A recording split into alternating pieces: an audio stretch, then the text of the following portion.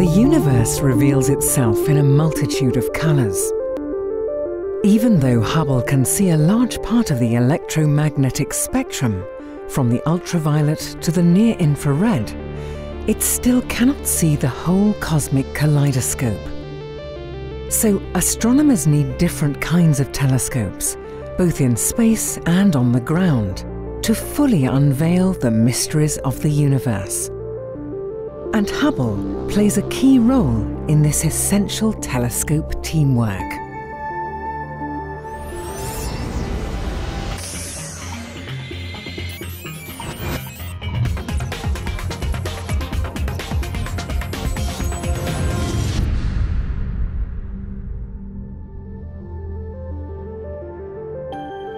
The universe looks very different in the light of different wavelengths, and many scientific questions can only be answered by studying objects in specific parts of the spectrum.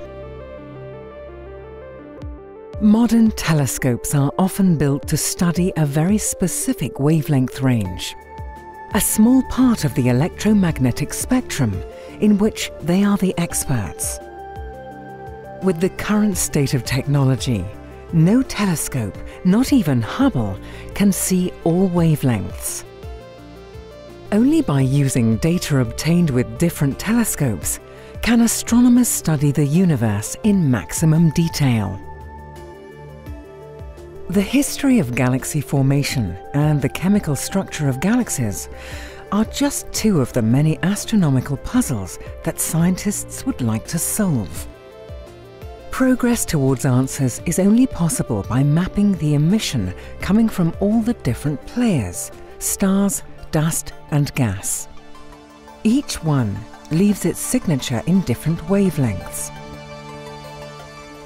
For instance, the same portion of space studied by Hubble can be observed by the instrumentation aboard the Chandra X-ray Space Observatory. Hubble and Chandra have teamed up many times in the past. An example is this image of the spiral galaxy ESO 137001. Thanks to Hubble's contribution, the stars and nebulae in the galaxy are made visible. Chandra, on the other hand, can show up the hot gas streams, as they are only visible in the X-ray part of the spectrum.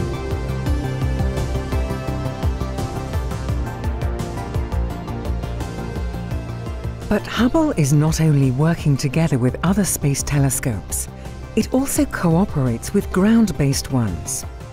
And while telescopes in orbit have the advantage of being immune to atmospheric turbulence, instrumentation on the ground can be continuously updated and often show a bigger field of view.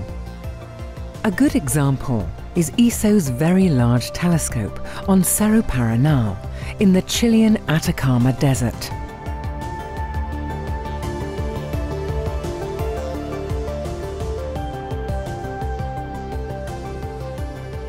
The galaxy cluster Abell 2744, nicknamed Pandora's Cluster, was observed with these two very different eyes.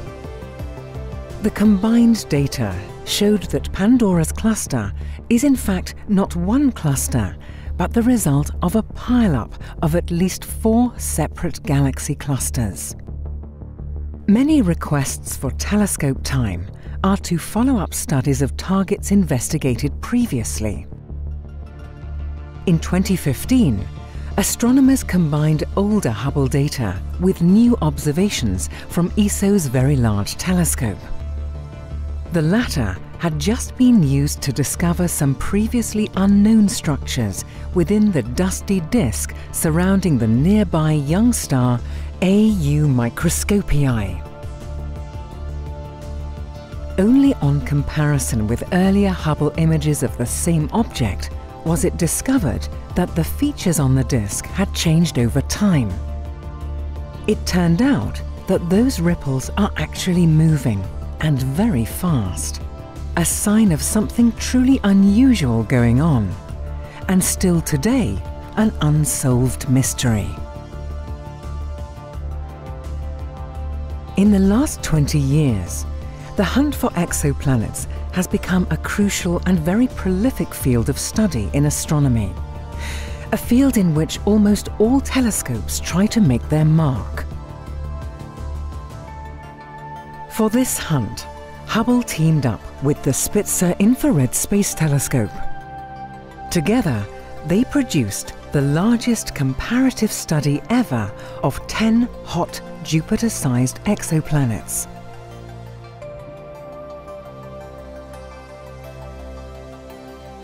The multiple observations of their atmospheres allowed astronomers to extract the signatures of various elements and molecules, including water, and to distinguish between cloudy and cloud-free exoplanets.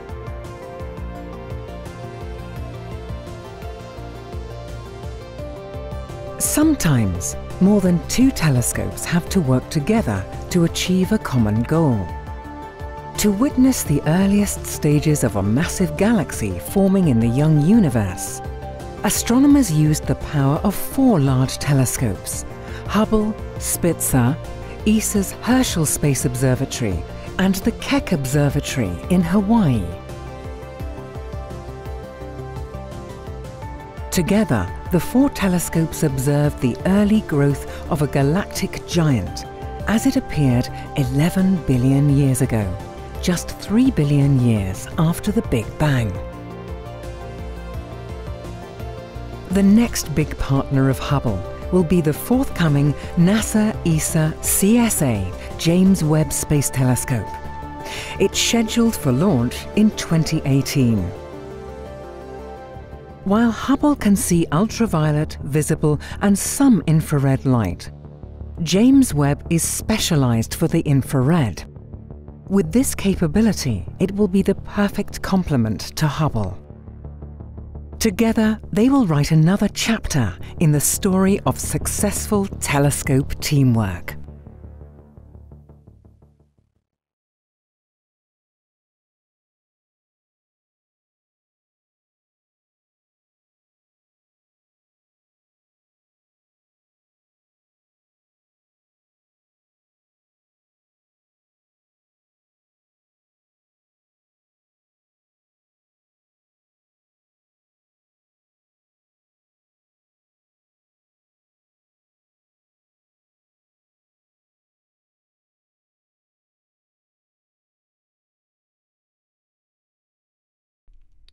Now that you've caught up with Hubble, make sure to get the latest from the ground too.